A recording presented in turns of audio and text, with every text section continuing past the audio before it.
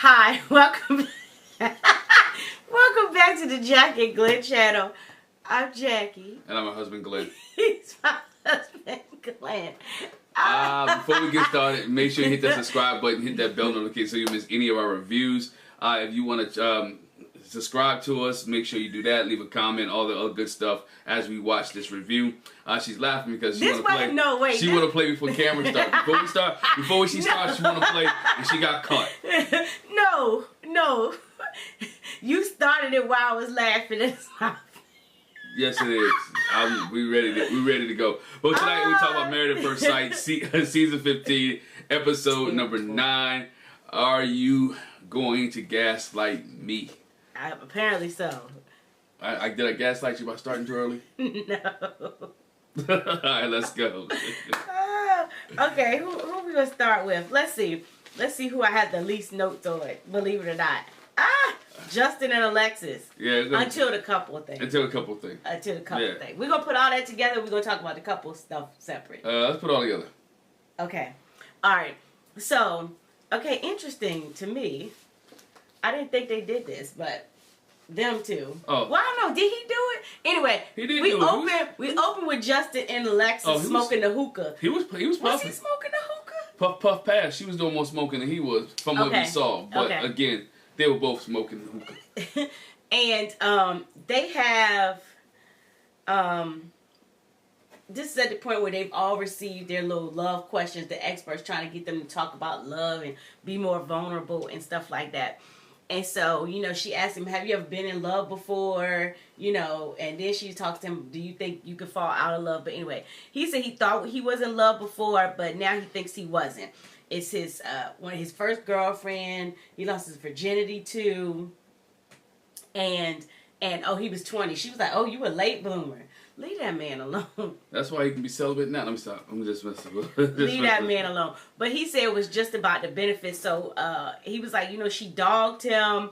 And he was a yes man. It was like, whatever kind of tea you like, whatever kind of food you like, whatever kind of, you know what I'm saying? But he's still a yes man. In essence. What was weird to me about that, when she asked, have you ever been in love? I'm expecting him to say that it was the fiance. Now, unless the fiance is the first girlfriend, the first person he lost his virginity to. That's possible. I don't think so, though. But I don't think so. I'm trying to correlate you. So you wasn't in love with the woman that left you at the altar? This sounds like the same person. It sounds like the same. That's what I'm saying. I'm trying to figure out the same person. So he was in this long relationship. Maybe it's not the same person. I don't know. But that's the example he gave, and he felt like if I pleased them, that everything would be all good and they would love him back. And so she says, okay, so let me ask you a personal question. When you were receiving love from your family members, was it one side? And then he was like, well, yeah, on my dad's side. Because we know his dad wasn't around. His brother raised him with his mom. And he said, my dad was in and out of my life, and I felt like if I did something, then he would love me back. Yeah. And you got a lot of young men like that. Dads out there, and you try to be a great athlete because you want dad to come to the games, or you try to be a great student, and you're a great husband, and you want that fatherly love and a fatherly support. And young boys do long for that, man. They do want an attachment to their fathers. And dad's not there. So you do you start doing all the things right and thinking that that's going to bring them back to love you. Mm-hmm. She asked again, do you think it's possible to fall out of love? He said, yeah, I think it's possible. And set up because she fell out of love with him. That was a setup question. Because they're having this conversation, and she talks about how uncomfortable she is talking about it, and he was like, can you say how much you love me? It's uncomfortable for me to say that. And how do you know you're in love? He said, she said, for me, her issue with saying it is that, it's the inconsistency that I get from you, the vagueness, she talks about the candy store, how I felt lonely in the candy store, how you acted. I feel a lack of security. And I thought that was, I understand how she felt lonely in the candy store, but you had been gone home for 2 days. I felt lonely when you went home. I felt lonely when you left 2 days and you didn't take your dog, and you left and I still watched your dog for 2 days. I felt lonely because you haven't been talking. So again, I understand it's about her feelings and this is her time to speak and her time to share. But I didn't see Justin should have came with a rebuttal or say like, you know what? I understand that you felt lonely, but I felt lonely too because you left me out in the dark. Mm-hmm. You know, you left me out there, and so I mean, I understand what she's feeling and I understand where she's coming from, but she's making it about her and not about them, and that's where I was like, okay. I ain't even gonna say that. She's definitely not over communicating, and I'm gonna say to us, right? Like, we know that she wasn't there from the after party, but in this, it's like, oh, it's making it like he left me. Yeah. And she's leaving out the fact that I wasn't even there. I wasn't even there. And we hadn't seen each other in days. We was in separate cars. We was in separate everything. And I just showed up before he did. And I wasn't for sure he was coming. Mm-hmm. So that's what she's making it look like. But Justin said he is aware that he has to gain back her trust, build up that security, and he's working towards that. We see them go on a romantic date. They have a picnic on the rocky shore. Yeah. Where they get together, whatever. And they have some more questions for each other. She asked him, how did you picture yourself as a husband before this process? And he was like, I pictured a husband being a great listener, being supportive of her. And and she's like, is that it? I felt kind of like, oof. I mean, if that's how he feels, that's how he feels. But her point is, what's the difference? So what makes the difference in that being a partner and being married? Right. And he was like, the difference is, you could be a good listener and supportive as a partner, but if you feel like it, you be like, peace. You can bounce. I'm gone. So he said, to me, it's all that and the fact that I'm married. There's a commitment there, and I can't just leave at the drop of a hat because things don't go the way I expected to. Other words, translation, I can't be you and be a runner. And I can't run. Yeah. I can't run like you do.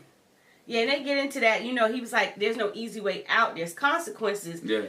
It's a process if you want to get out of marriage. It's better work on it." She asked him at this point. So, at the point where we are in the marriage, if we were just dating, would you still want to date me? And he was like, "Yeah." Yeah. Because he said even outside of marriage, again, his thing was, we can work through things. That's the thing. And so he asked her the same question. How about you? Because I know you're a runner. She was like, yeah, I'm a track star. Mm-hmm. And she said if they were dating, she would not stay around. She'd be gone. If they were in the point where they are now, she said that when Newton got attacked. I knew it was coming. It was coming. The thing with Newton getting attacked and him throwing up blood and pooping blood and you not telling me, that got to me. And, if I wouldn't have allowed the lie, what she deemed a lie, mm-hmm. which is half truth or being vague, she said, I wouldn't allow that if we were dating. And that's probably why I haven't been married before or actually accept the engagement in her case, because she's been proposed to but not accepted. She's unforgiving.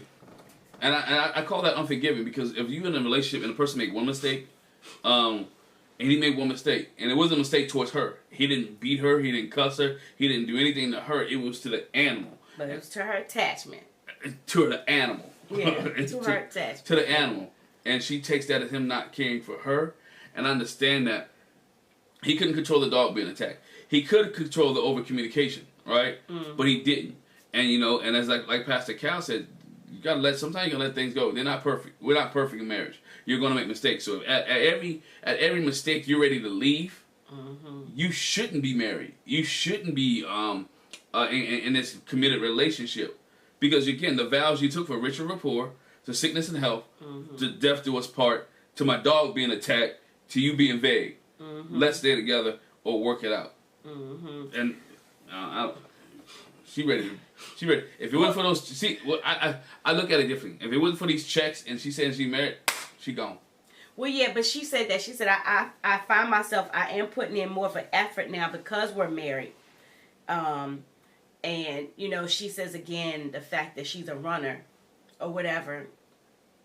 And he was like, basically like, I don't understand that, And she was like, or I think he said it like, I understand. She was like, no, but you don't though, mm-hmm. because you're not a runner. And so I don't need you to understand, like, put yourself in my shoes. I need you to understand that this is my lot in life. This, like, understand that this is just me. That's my truth. understand it like that. Yeah. Because you won't understand because that's not in your, you're not a runner. You're a stick in there. I'm not. Other people that are runners understand. But, so real quick, let's go to when all the couples get together and they have a conversation. With Dr. Pia. With Dr. Pia, yeah. Dr. Pia. And so she's there to help them, you know, with their emotions and talk to them about that. And she's a couple and sex therapist. And help them with their emotions and being vulnerable. So she gives them that emotion wheel and like, where are you sitting in this place? And so Justin was like, you know, I've been hurt before. Mm-hmm. I feel like I'm bulletproof. You know, I've developed tough skin when it comes to being hurt. And I'm not cold, but I can become cold. And, you know, he says, I'm not bringing my past traumas into it. And Dr. Pia's like, And Alexis is like a bobblehead, but she's like, no, you are tough. Though. You tough. You cry at the drop of a dime. But just because you cry, because I'm a crybaby. Oh, you are? Don't be smart. I'm a crybaby. Just because you're a crybaby doesn't mean you're not tough. Because sometimes those tears are not always softness. Sometimes it's frustration. You know what I mean? Sometimes it's confusion. In this situation where he talks and where it looks like to me it doesn't. It's more emotional. It doesn't seem like it's frustration. But those are emotions too, and that's what she's talking to him about. Right. It's like, okay, with this anger, what else goes with that? That's how they started. So, you know, sometimes it's just anger, but what's underneath the anger? And Alexa's so smart. She was like, oh yeah, that's the primary emotion. We talk about secondary emotions, which Dr. Pia was like, okay, yeah, that's what we're talking about. So what and what I thought about is they did this with Lindsay. Mm-hmm. Dr. Pepper did. It's like, okay, you lash out, but what's really attached to that lashing out? Right. But his emotion is the fact that he's a people pleaser and he hurts somebody's feelings, mm-hmm. and that he doesn't allow. He messed up and he feels like my one mess up is going to destroy our relationship. My one mess up is not going to have this perfect life that I want. This one mess up is what's going to mess everything up, and so he gets emotional. But what he told Dr. Pia is what it boils down to, and if you go back some more, which he didn't really say this.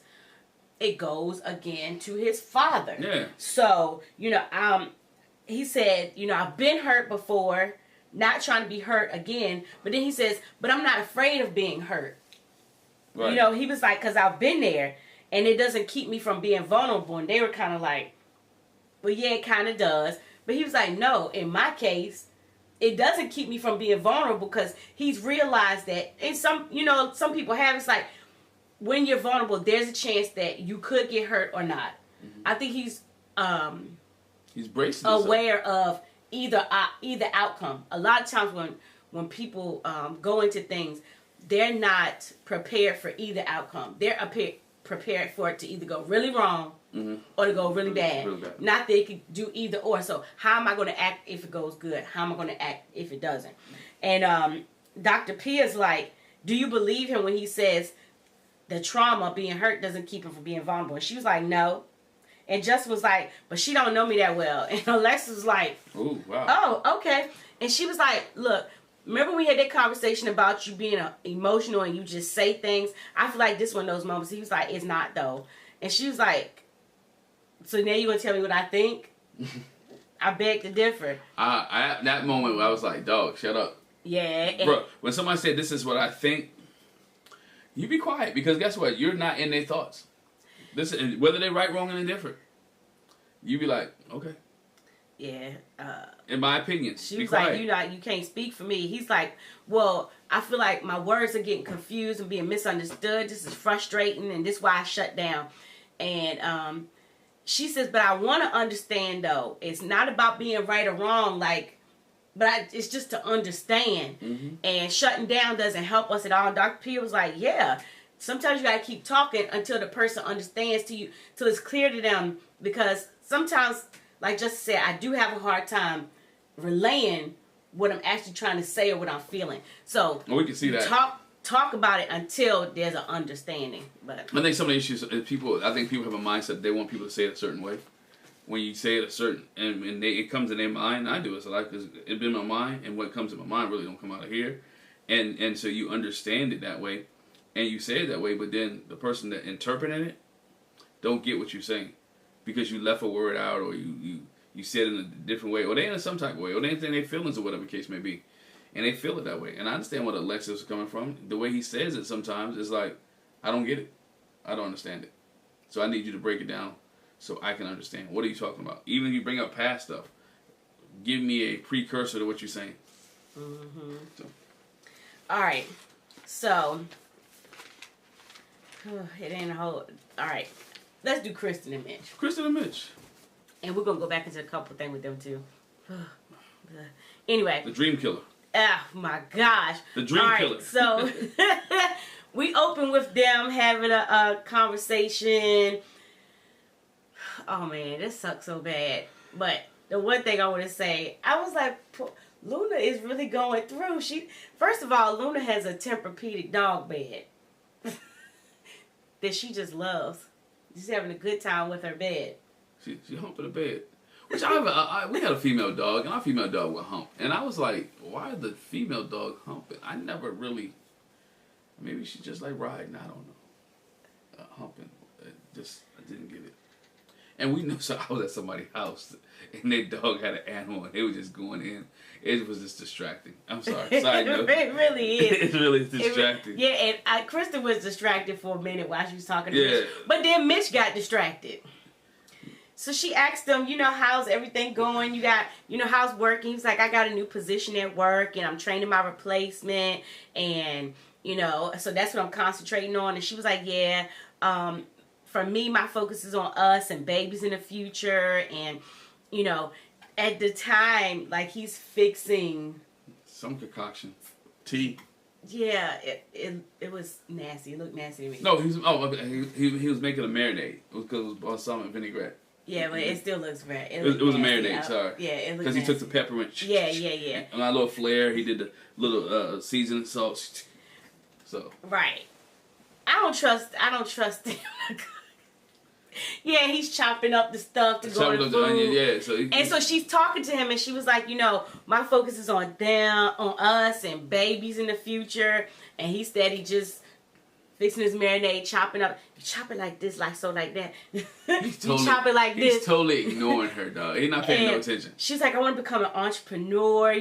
After I have kids, I like to flip houses. And, he's messing with this the whole time. Like, he barely even looks up.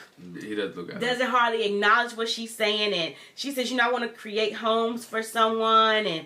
And so then he goes into this whole thing about, environmentalism kind of intersects with social justice and gentrification and going into place and rising home prices. And I don't think that's kind of, I don't even, what word did he say? But he was just basically like, why would you do that? Why would you try to get over on people? Well, yeah, like, that makes no sense. And she's like frustrated, like, you're missing the whole thing I'm saying. Because she's saying I want to be a help to people. But his thing is, when people say they're trying to be a help for people, it really ends up in gentrification. And you push people out and you raise home prices. And the people that really need it don't get what they need. And he just went off on a tangent. And she was just really sharing it. He was killing her dream. He was killing it. Like she could flip houses for affordable people. I mean, for people to move it. She could make houses for... You could do... That could be the new Habitat house. It could be the Section 8 home. I don't care. What's the new Habitat house? And work with the government. So, I mean, it could be a whole bunch of things. Anyway. He only saw it on his side. So, later on, they had their conversation about love. And, it's like, have you ever been in love before? And he was like, I've loved, but I'm not sure I've been in love. Mm-hmm. And she says, like, I'm kind of like the opposite. Like, I know I've been in love. I'm real easy. It's easy for me to fall in love. She in love with Mitch. It's easy for me to fall in love. And she said the last time when I fell in love, unfortunately, it ended catastrophically. Like, it's one thing for it to end, but it ended catastrophically. And, he says, yeah, I know what you mean. That happened with my parents. They just really fell apart. And her love is like, I want to say, her love is like bringing home a stray cat or a stray dog and loving. Yeah. Because she got the guy off the couch. And she fell in love with the guy that was lying on the couch. Who left her high and dry. Mm-hmm. So she's in love with, and then like I said, she loved Mitch. Yeah. And Mitch is the issue. She asked him, do you think being married is better than being single? And he says yes, and she says yes. And he says, you know, I want to have a great family, and I think that we can have that together. We have what it takes to be that. And while they're talking, she was like, well, let me bring this up. I want to bring up the fact that, you know, when I was pouring my heart out and telling you about my dreams, you were just being goofy and playful, and like that bothered me. You know, I'm having a whole conversation about my dreams, and you just playing around. I want you to be serious. And so then again, he goes off on his tangent about it being materialistic, and again the gentrification and the environment, social justice, and she was like, I want to enjoy what I work hard for and do this. And he was like, well, I just feel like even though you make a lot of money, that don't mean you got to get a big old mansion. You got to do this. I believe in living in moderation. And obviously you believe in living in filth too. Definitely filth. And junk. But she didn't say that. She never once said, I'm going to buy me a big mansion, a big house. What she said, I'm going to help other people. So again, his interpretation, his mindset was, so she's going to get a mansion and she making a lot of money. And not just help other people, but she did say, and I think she have her own home. Based on what we've seen from Kristen, she's not the type that, like, I don't want to put her in the same category as Mirla per se, that I'm gonna work so hard because I gotta have these name brand things, and I got, because I was real poor before. Her thing is, I just want to live the best life that I can with what I'm making. Like, I'm not gonna live as a pauper when I don't have to. Right. And he was like, no, you gotta live in moderation. And again, conversation went left. The conversation went left. So to try to reverse that or whatever, they decided to go to karaoke. Karaoke's her thing. He wants to see her in her element. Karaoke, they rent it out because ain't nobody else in there with them. Well, no, it must be we don't do karaoke. So I think it's a different kind of karaoke where you could just not do it in an open space, but just for yourself if you just like doing karaoke. So it looks like they were in, a private room. I don't know if this because of COVID or if it was, that's how something they do anyway. MC Mitch made an appearance. MC Mitch. He said it's attractive, seeing her get loose. Something about being in karaoke that, people can be themselves, whatever. And he was interested to see that. And like you said, he got loose too. And because I was like, when he was rapping, I was like, so he's just making up stuff. It's not no song. Oh, and she says, he's freestyle rapping and he's actually not that bad. And I was like, it's okay. He went for it. I was like, okay. I did not expect that from him. Nah, MC, I do. He's social justice, bro. He's for change. He's for culture. Mitch is for the culture. I think he's playing. But they said they had a whole lot of fun. And, he put in 100%, and that meant a lot to her considering, what else is going on. So then we go back. We kind of ruin the moment, go back to the conversation. They go to her comment about flipping houses, and he was like, it just kind of triggered something in me. It seems predatory to flip houses, then sell them for more than you bought them for, and it just doesn't sit well with me. And why does it even work? If you don't want money, you don't want all this stuff, and you don't want to acquire things except for junk, why go through what you're going through? 'Cause to me, it's like, because she wants certain things or want to be a certain place in life doesn't make you a bad person. It doesn't mean you pushing the other man down. It just means that you have an opportunity to move up, and if that person wants to come up, they'll do what you do. They will do what you did. She was like, you just talked down my conversation about flipping houses, and I don't think it's fair. You're treating me like I'm not an ally or like I don't agree. Right. And he was like, no, I'm not saying that. It's just like I have an opinion, and I don't want it to be made feel like my opinion is wrong. And she's saying the same thing. Well, I don't want, how I feel to come across like what's wrong with how I feel. Like, I can't have feelings too. Let me share my opinion. It doesn't mean you're wrong. It doesn't mean I'm wrong. It means this is how I feel, and you may not agree with that because we are two different people. Mm-hmm. And don't mean we have to agree on this situation here or this circumstance. It's really not even about our marriage. It is about what I want to do, or what to do in life. It's not a reflection of you if I want to buy a house and flip it. Mm-hmm. What if my job was already in real estate when we got married? Are you gonna tell me to quit? You know what I'm saying? Mm-hmm. Those type of things are the things that made me wonder about Mitch and all that stuff. So that's one of the things that is one of the biggest issues that I have with Mitch, because Mitch always, he did the whole episode, project his opinions on her and want her to be able to flip it.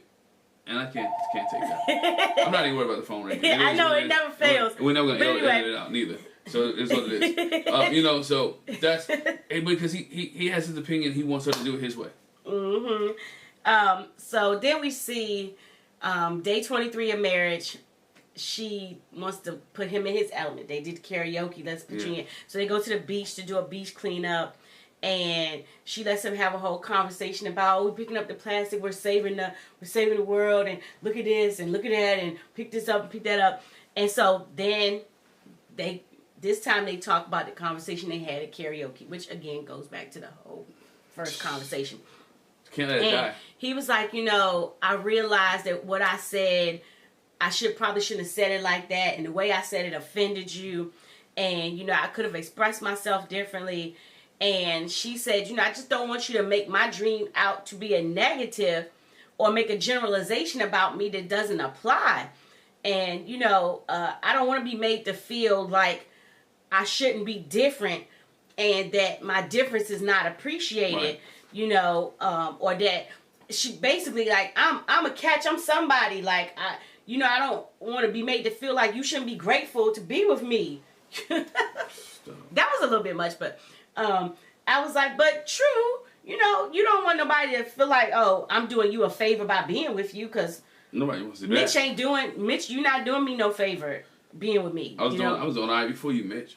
Yeah. She said, I just want you to think about how you can verbalize that you appreciate me and appreciate our differences and, show it to me. And she said, I saw that the old Mitch from the honeymoon creep back in, mm-hmm. that person, how you acted when you said she didn't go into all, how you acted when you weren't attracted to me and you said you weren't attracted, which that changed very fast. But anyway. But it makes that, when you bring a nasty attitude, it makes people feel like, oh, you don't like me, you don't attracted to me, you don't appreciate, not even that you appreciate what I say, you don't even listen to what I say. Mm-hmm. And you hear the rebuttal and say how bad it is. Right. Okay, and so that takes us to the couples thing. Okay, so we didn't touch on it with Justin and Alexis. We got to touch on it with Mitch, because Mitch is a big issue. Right. The ladies did the same shirt prank on the guys. Mm-hmm. Okay? So all of them bought their guy the same shirt and was like, hey, I bought this for you. Why don't you, wear this to the thing? And so they get there. Well, first of all, before they even get there, Kristen asked Mitch, hey, I got this shirt for you, want to wear it? He's like, nah, I don't want to wear it. I have this on. Like, she was like, come on, why don't you go ahead and wear the shirt? He's like, nah. And she's like, can I talk to you in the bathroom? Which I thought was dumb, because there's no cameras in there, but we can still hear your conversation. And I don't know why you had this conversation in the bathroom. But, so she says to him, look, it's a joke. All the ladies bought the guys the same shirt. So put the shirt on. You're going to be the only person there that ain't got the shirt on. Right. And he was still pretty much like, nah, I don't want to do it. But the compromise was, I'm going to wear it for a little while, then I'm going to change. And when he's meant a little while, he literally meant a little while. Like when all the dudes showed up, Mitch like, I'm going to change the shirt. Like, dog, at least go with the program, right? It's funny, haha, he. And it wasn't the fact that he didn't want to wear the shirt. It was the explanation he gave to me that was a bunch of BS. Right, and I'm going to get to that. So, all the guys come in and they're like, hey, what? We got the same shirt on. Oh, that's what I want to say, too. Mitch was like, I wouldn't wear this shirt. It's got the buttons on it, and it looks like this. That's not something I would ever wear. And so, as they're coming in, they're all laughing like, oh, you got us, ha, ha, ha. Kristen shares with the group, like, I kind of, like, had to beg him to put the shirt on. Mm-hmm. I had to let him in on the surprise before he would even wear the shirt. And then he said, I'm only going to wear it for a little while, because he says, this is not something that I will wear anyway. And he was like, I just think it's weird, to somebody to, you buy someone a shirt, a physical thing, and it's like you're putting them on, like, or you have a responsibility. They have to put you on, and I don't like buying stuff for people that they may not want or didn't ask for. It's kind of materialistic, and it's like you forcing yourself on them. And later he says with Dr. P, it was a trigger for me. It was more of a trigger than I thought it was. What does But now with Dr. P, I'm sorry, before she comes in, he talks about how it's a trigger. It's not a thing. And Kristen says, it is a thing to me. It's weird that you wouldn't wear the shirt, not even just because it's not you, like your wife bought it for you. Yeah. Even with that, you didn't want to wear the shirt. And he's like, I'm not one to be forced to do something I don't want to do. It just rubs me the wrong way. And it's triggering to him. Just put the shirt on. Some things you do out, okay, it may not be your style, but because your wife bought it for you, because she put thought into it, and, you know, why are you looking at me like that? Oh, no, because I'll make a comment about something after you finish. Put it, okay, go ahead. No, you fine. You put it on. Go ahead. Put it on. Have your comment. No, you good. Make your comment. Oh, yeah, like, I don't do all white. I'm going to all white party, but I don't do all white because my wife wants me to go. It's something that you think you just do as a marriage, as a couple. But I don't want you to go because it's an all white party. I want you to go so we can go together. But we can go together, and again, it goes back to you compromising. I thought you was going to say something else. Oh no, I wouldn't have that. You don't buy nothing ugly. No. You buy stuff that I wear. Right. I put it on, and it might take you a while to wear it. It may take me a while to wear it, not because I don't like it. It's just because it hadn't fit into my style that day yet or that week yet. You know, I got certain things I wear and it has not fit in there yet. I know you brought me a shirt and you're like, you haven't put that shirt on yet. Why not? How come you haven't worn it yet? You don't like it? I can take it back. No, I like it. It just hasn't fit into what I'm wearing. I just don't want the time to pass before I can return stuff. Like, if you don't want it, just let me know. I'll take it back. I usually say I don't want it if I don't like it. I've never heard you say that. Anyway. Oh, yes, I have. I've never heard you say you don't like something I bought. Huh? Oh, I love everything you buy. Because I'm not gonna We're on a tangent. I'm not gonna be a Mitch. We're on a tangent. I'll put it on. We're on a tangent. But anyway. For the record, this is not a disagreement. No, it's not a disagreement. Nobody's mad. Just saying. No, we're not upset. We don't do that. Before y'all get to speculating. But anyway, so when Dr. Pia talks to Kristen and Mitch, you know, it's like, what emotions are you feeling right now? She was like, right now I'm surprised and astonished for what she's labeled as Shirtgate 2022. No. She was like, you know, I don't understand. What's the big deal? You put the shirt on. And it was a fun thing to do. Everybody got it, you know, get a chuckle. All the other guys was along with it. They laughed, ha ha, he. Nate was like, oh, we got to get him back somehow. Right. Come on, Mitch. Dr. P says, I mean, what was it about the shirt thing? Was it a control thing? And he was like, you know, I don't want anyone telling me what to do. You know, I know that's an issue. That's my baggage that I'm coming in of. I'm self-aware about that. I'm just like, bro, it's not that serious. They're not telling you what to do. It's a shirt.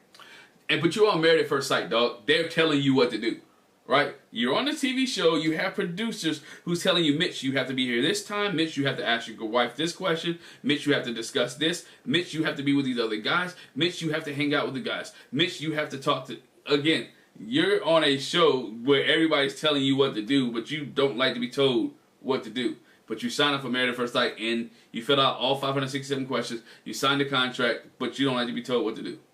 Yeah. Liar. BS. All BS. Yeah, and Dr. P is like, okay, so then what's the compromise?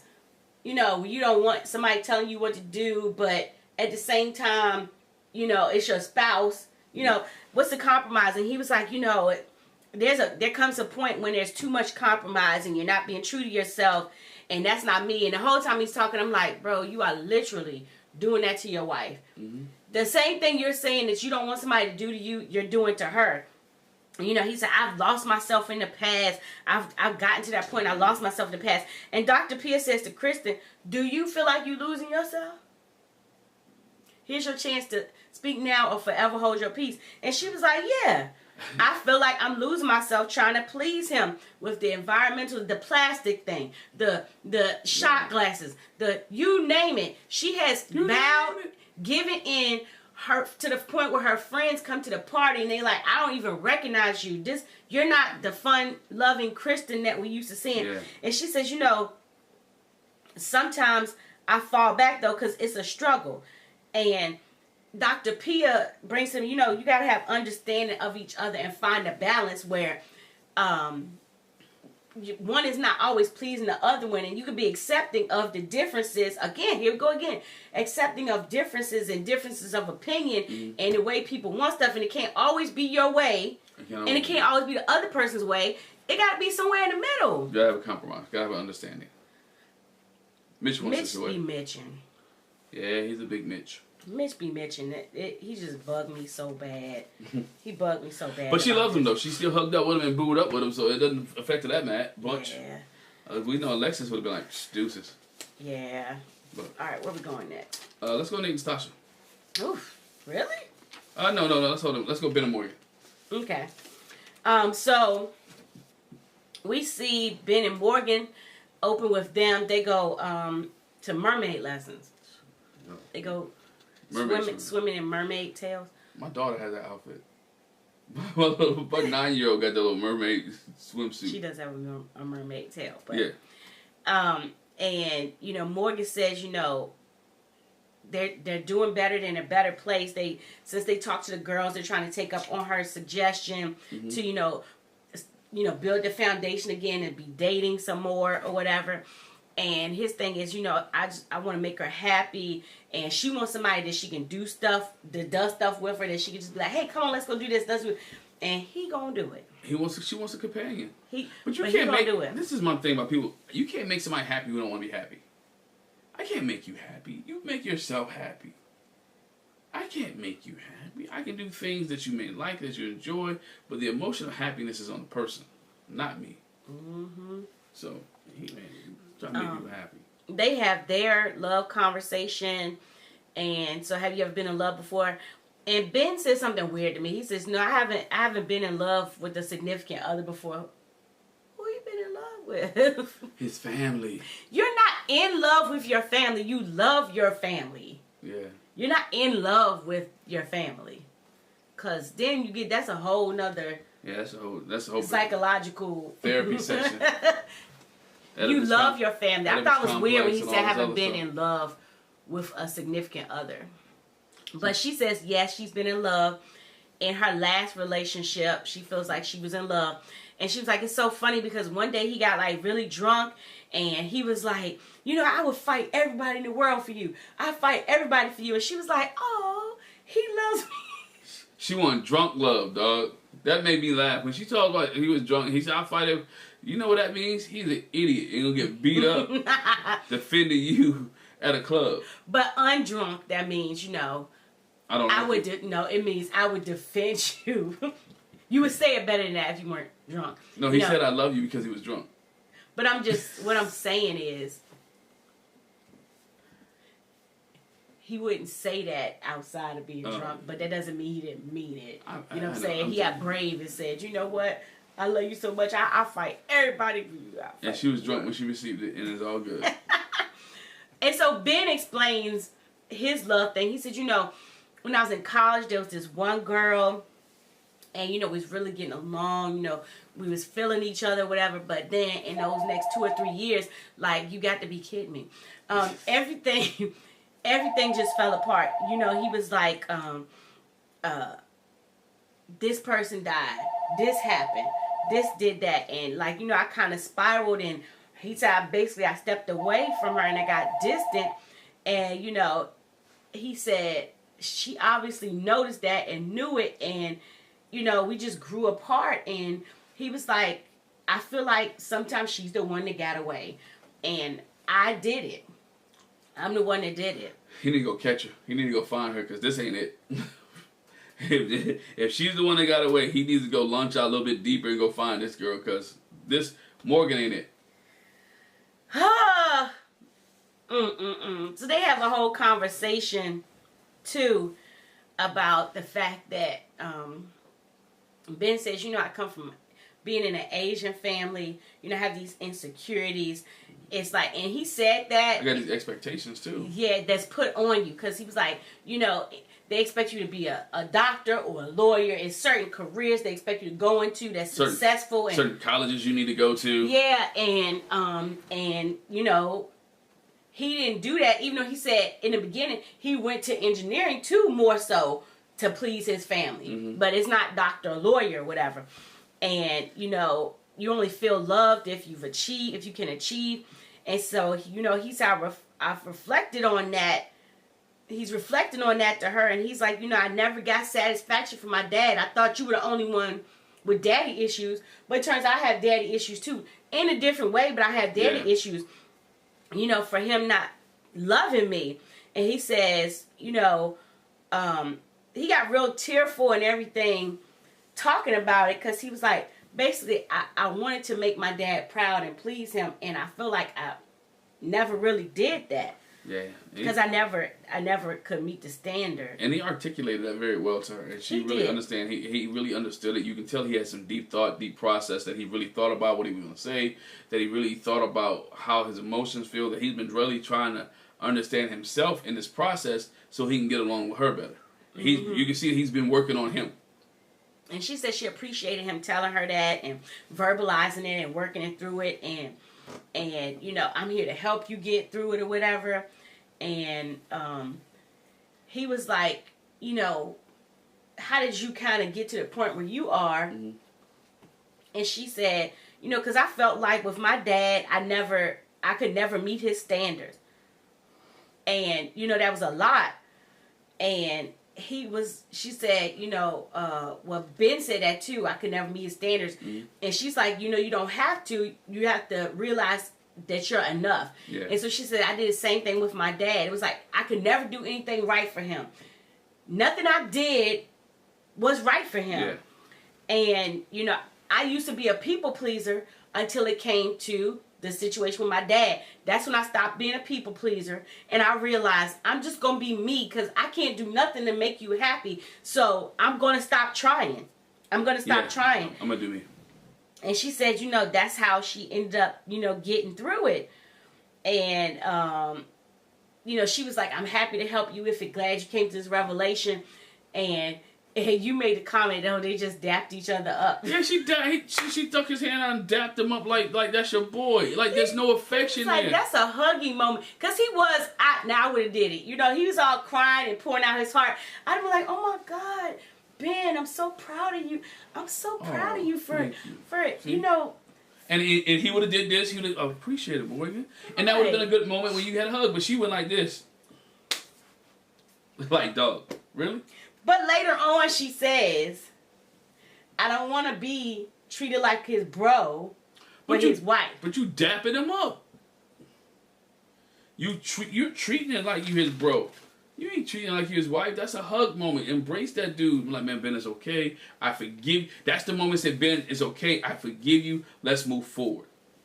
Mm-hmm. She couldn't do it. She couldn't do it. Later we see Ben again trying to build this foundation back up and get to a place where they were before, and he has dinner for her. He's got a Korean barbecue going on in the apartment. He said, you know, they used to call me Korean barbecue Poppy. And they actually set the smoke alarm off. I thought it was really cute. Which she says, I mean, that makes sense because we got a whole grill in the apartment. I was like, but still. I don't think you could use those grills on the inside. Maybe it's an inside grill. I don't know why he didn't do it over top of the stove. That's what I was about to say. With the hood on. Do it on, yeah. But, because he tried to make it real intimate, and they were sitting in the floor. You make it intimate over top of the stove. They were sitting in the floor, whatever. But, you know, he said, the other day having a conversation with you, I like being vulnerable with you.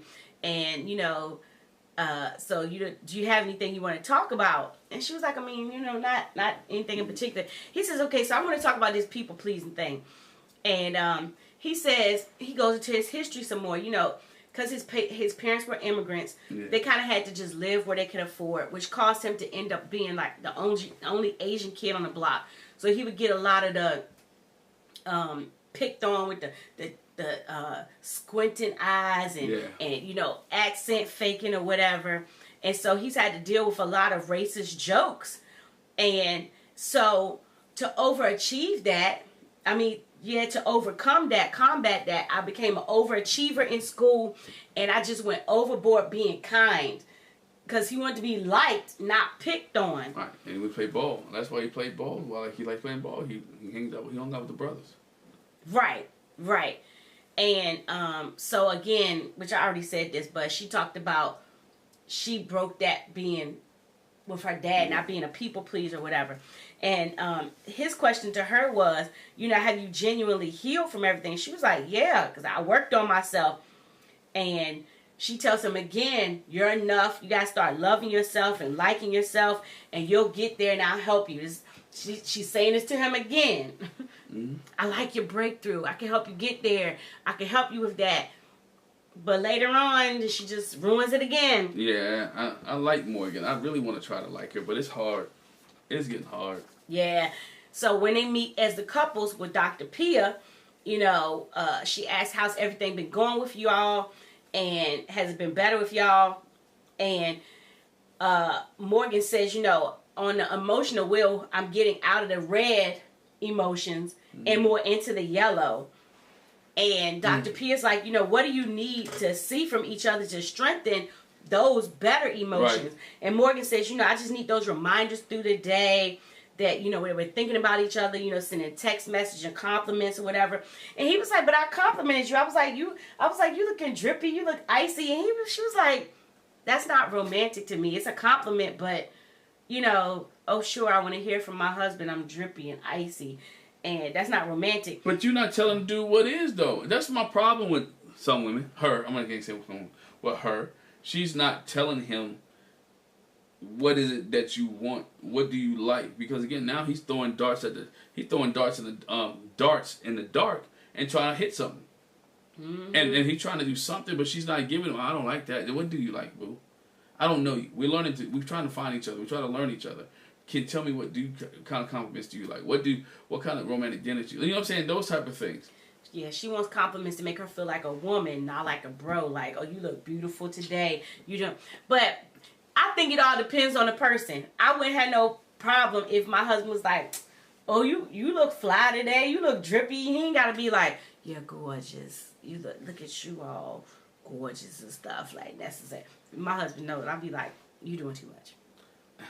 You doing too much. I'll take the drippy and icy. I sit there and watch you get ready in the mirror. Like, man, you look good today. You look nice.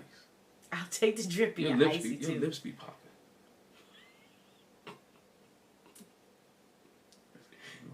You know what? Hey. Anyway, so again, you dapped him up earlier like a bro, but now you want him to be romantic, but you're not giving him those things to give you those romantic compliments. Her mannerisms, mannish. She need to fix it. So then later we see them in the apartment with it's just the hidden cameras. The cameras in the apartment and she's having a conversation after dark, and she was like, by the way, Alexis came to me woman to woman. She told me everything you said. And he was like, what? No. What are you talking about? In her vignette, she says, Ben's been going behind my back, talking about me and telling lies about me.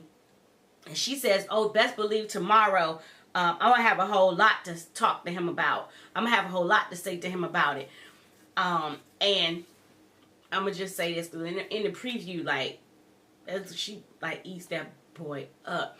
And I don't know if she ever actually really, it looks like she actually tells him. But in this space, doggone it, I don't care what time of night it is.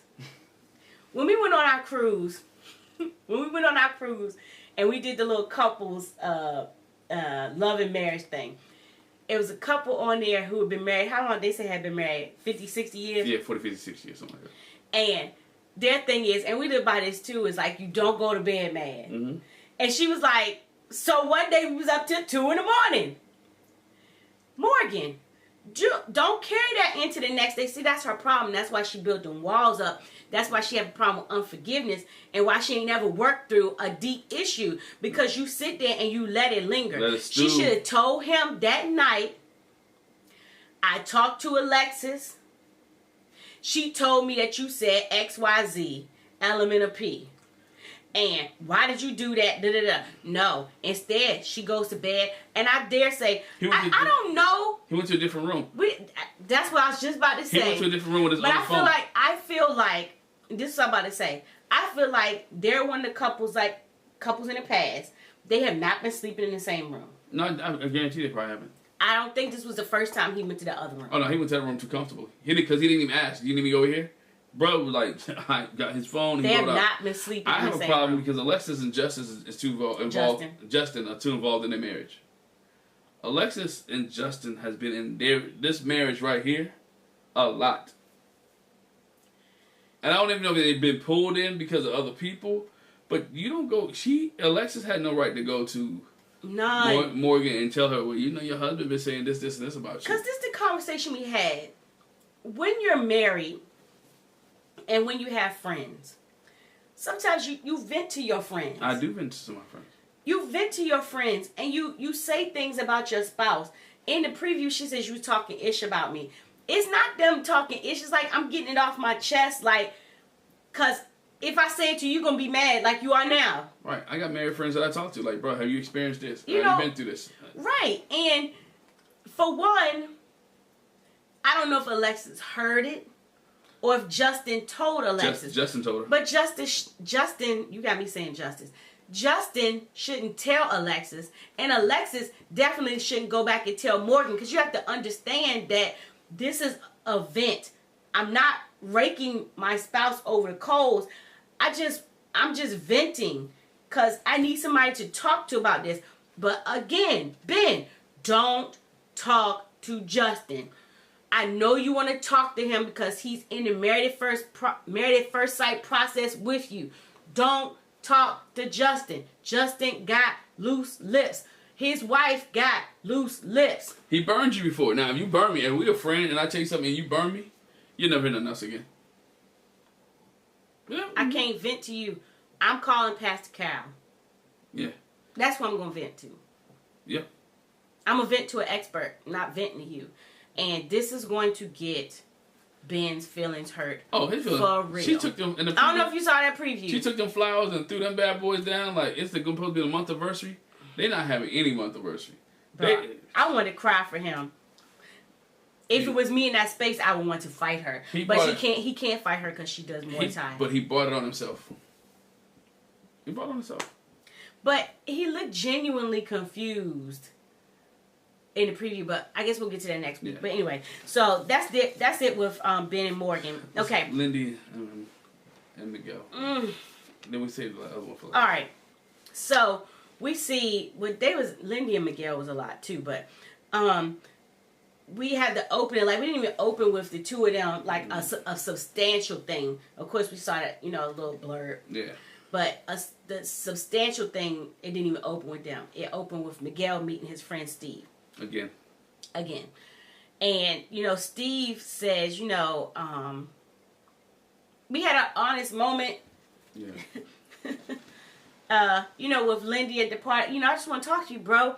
She got pretty emotional at the party and talking about the healthcare stuff, and it kind of turned us off. Like red flags. This is weird. Like too much. And Miguel was like, I'm going to be honest, it kind of turned me off too. Mm-hmm. And, had me questioning who she is. And Steve was like, so is she past this Jekyll and Hyde stage? Like, I'm skeptical that she can't, I'm skeptical that she is and that you all be able to get through this. And Miguel says, she reassured me that it was a slip up. And Steve asked, bro, have you turned your red flag ometer off? Because this is a lot of red flags. Or do you still catch the triggers? And Miguel says, no, I don't think my red flag ometer is turned off, but I don't know. Maybe it is. Because Steve was really like, this is a red flag, bro. Mm-hmm. The way she got real tense. About this insurance situation, dog. And cussing and it's like somebody you married, like you dating this girl. She's like, "Yo, you gonna put me in your insurance?" Or you dating somebody like, "Hey, you put me in your bank account while we dating?" Or a week, y'all dating a week. Are we moving in together? Like what? I don't even know you. Like, can I live with you? What? Really. The next thing we see with them is him. They're sitting on a couch having a conversation. He talks about the fact that he likes when she's home.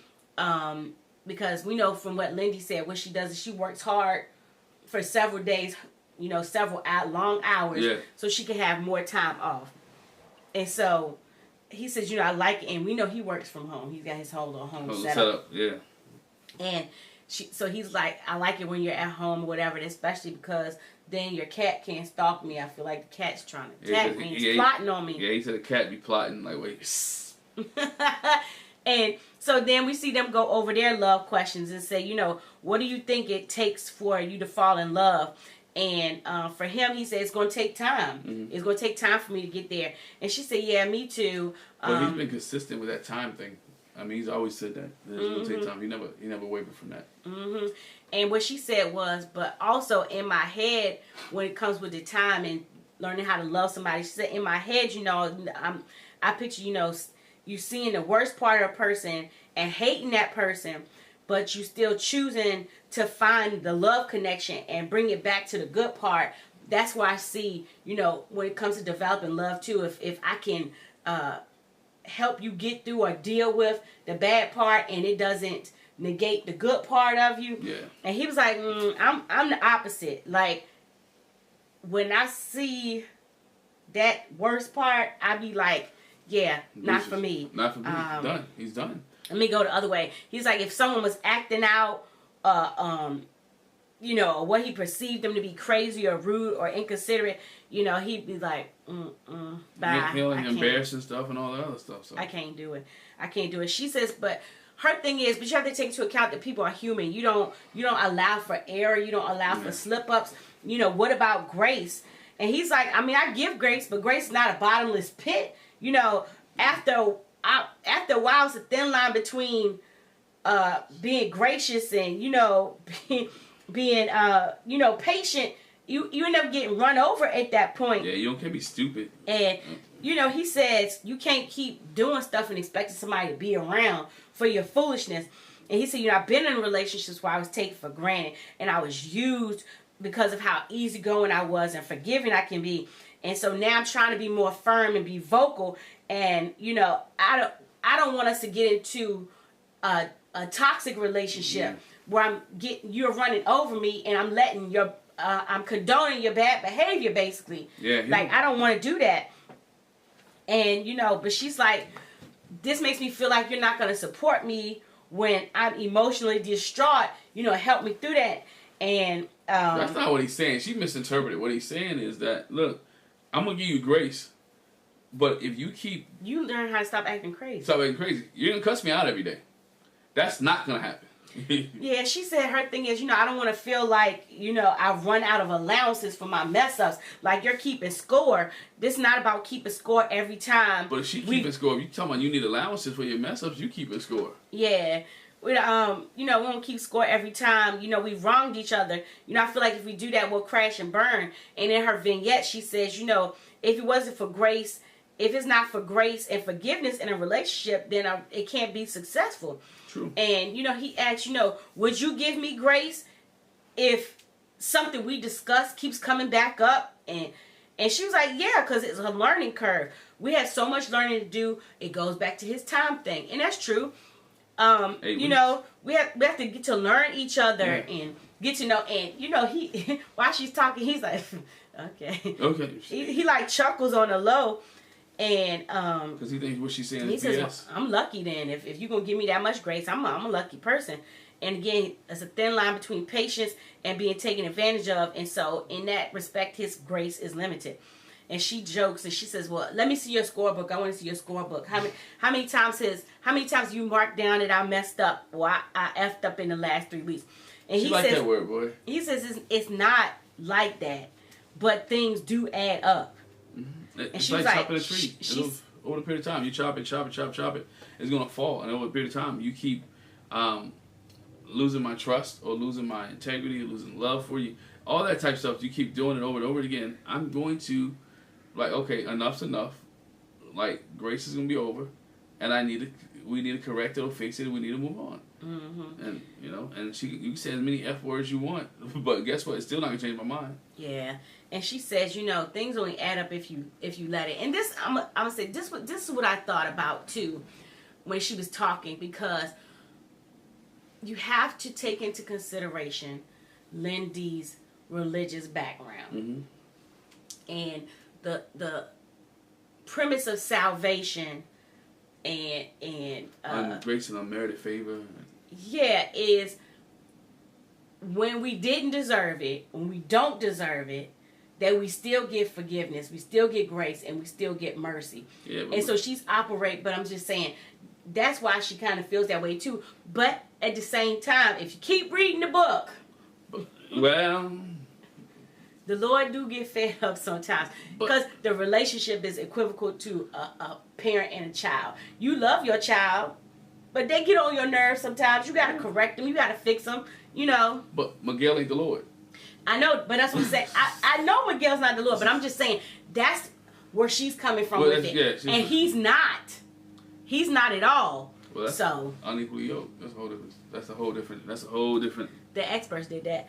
But anyway, so for him, he said that, how do you know someone is right for you if you're not saying, basically, this is a red flag. Like, this I can deal with, or this I can't. And she was like, for her, it's like, we're already married, so we have to make it. She looks at it like that. You work on it continually. Yeah.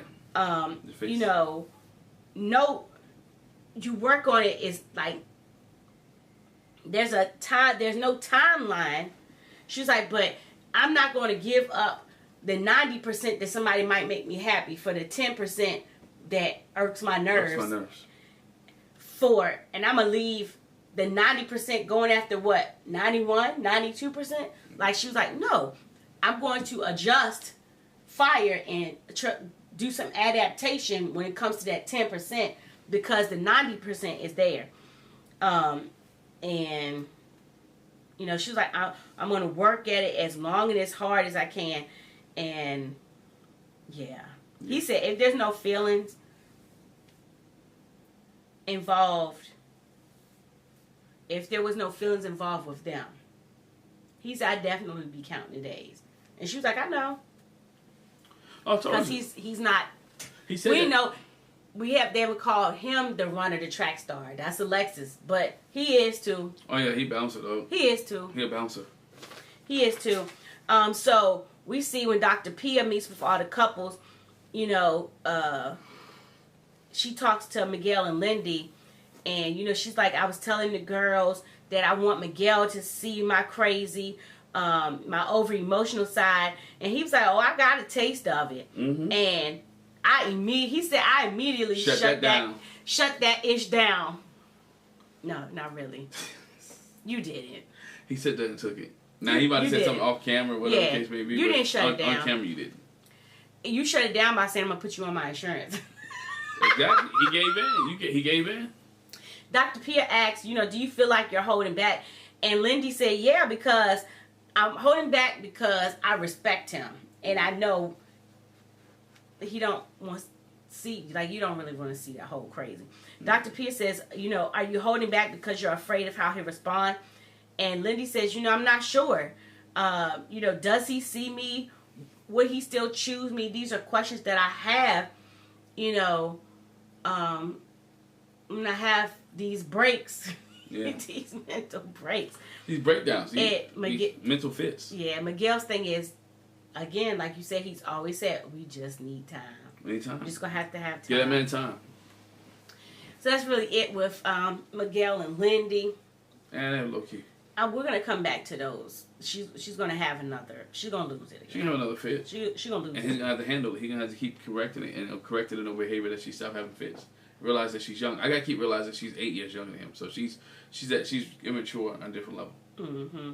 Okay, last but not least, we got Stasha and Nate. Yeah. We see them open. They having wine and cheese by the pool. They have the love conversation, for the questions from the experts. And she asked him, on the love spectrum, where are you between, 0 and 10? And he says, I'm about a 4 out of 10. And she was like, the hair. That's 40%. The hair on her neck stood up. I'm at 40%. We only at 40%. And he was like, to me, it's more realistic to lowball it, as opposed to you say we 10 out of 10, and then something come next week. You can lowball it, bruh. I would be above 50%. I could say you would have said he could have said 60. He could have said 70. At least 50. At least 50. But when you say 40, we're not even halfway there. You're not halfway there. You got an F. Dog. As a man, if I was there, I still would have said 60. He said with time, it'll go higher, whatever. And she was like, well, for me, I'm going to say I'm almost at love. I'm at an 8 out of 10. And he was like, oh, wow. She was like, I want you to be honest, though. He was like, again, his thing was, I don't want to get, it is going well, but I don't want to get, basically, I don't want to put all my eggs in this basket. Be lifted up just to be let down. Mm-hmm. He was like, I don't want to get overly excited. And then, like we've seen before, people be all lovey-dovey and it's the best thing ever, and then crash and burn. Nate feels like he's out of her league. I think he feels like he's out of her league. Which is when it comes to the emotional stuff. Yep. Which she gets into, he was, it was like, we want this to continually evolve, and we want to grow. And, he said, it's been a long time since I've been in love. It was high school when I was in love. He was like, I haven't been in love since I was a grown-up. That's concerning to her. Mm-hmm. And he says, so as a result, I might be slower opening up my heart. I want to take my time and go up my gut. And, I want somebody who's going to be my best friend. We be on that level. And she says, I'm not putting you on a timeline. I'm not saying that before decision day, like I want you to be in love with me. I want it to be like this, but I'm not, but I kind of am. And what she means that I need to see the progression. I need to see the progress. I need to see you get to a certain point so we can continue this. You don't have to say I love you, but I need to know that we're working towards that. We're on the same road. We're in the right direction. We're moving to that exit, right? Mm-hmm. And you got to give me something. And if you don't give me anything, then it will be that way. And I also need you to sign this post note. Later when they have a conversation, they talk about the fact that Pastor Cal said that, they need to have measurable goals. And she said, well, that's what I was trying to say to you when we had that conversation, but, you didn't get it.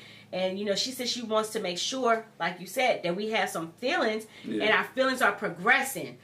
We don't have to be at the love stage, but at least I can feel some growth, when we get to decision day. And he's like, we ain't got to be sexing. That's her thing is she wants much more than sex. I'm not saying that he does want it. I mean, but I'm just saying this is what her love language or what she wants. She wants this to be real. Yeah, he says, I want us to build, and basically, I always stay talking about kids and having a joint account and everything is because I want to get to love. I want you, like that should show you that I want to get to that point, that I want to grow. And she said, well, not necessarily, just because you want to live with me and want to have a joint account, that don't mean you growing into love. That means you want a joint account.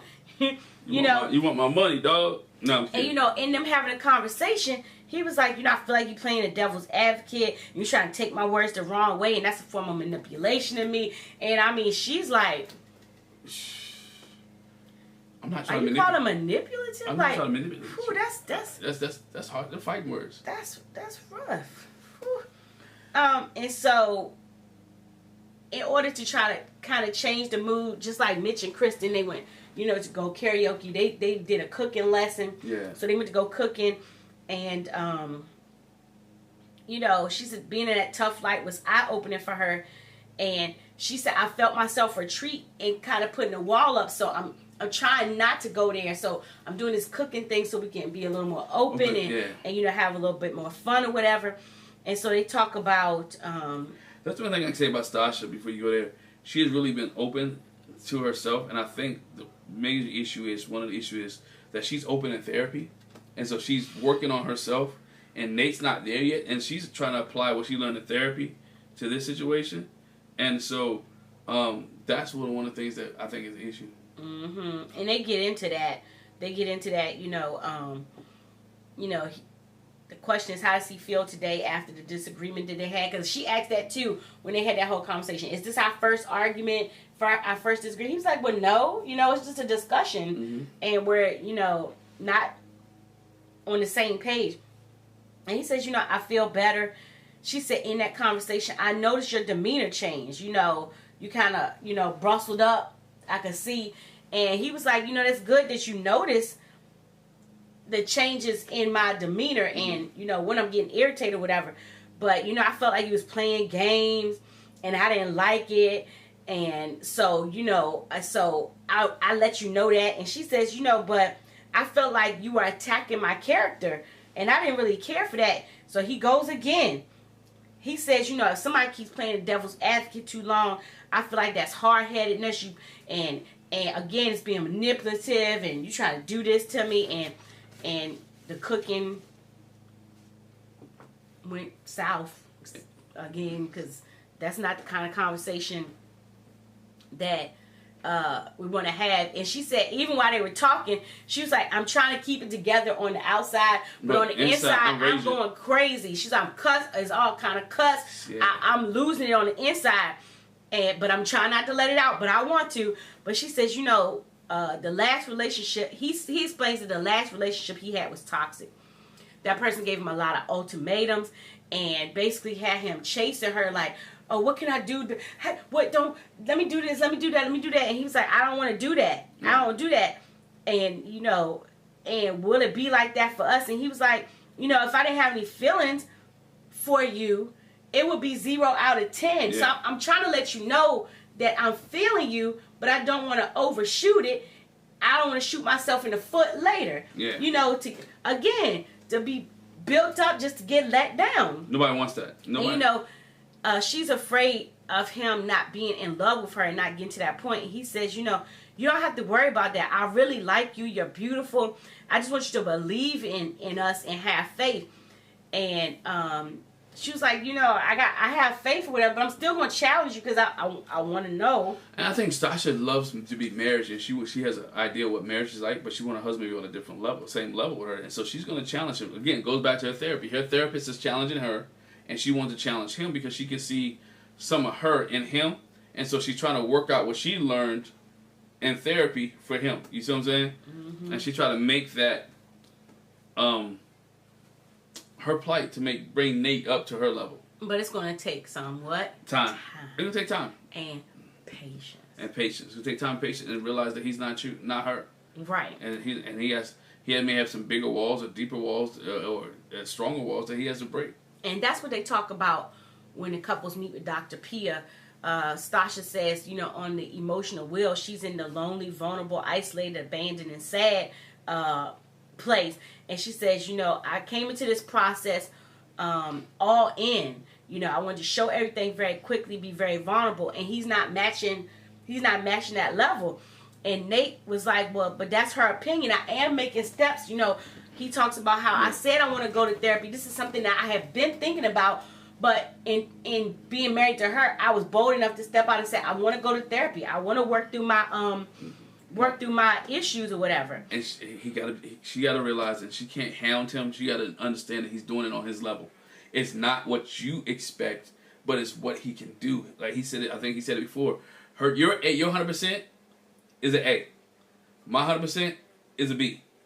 Or a C. Yeah. Or a C. Yeah. So I'm giving my 100, and this is the best I have right now. Mm-hmm. And he says it's frustrating to him when he is trying.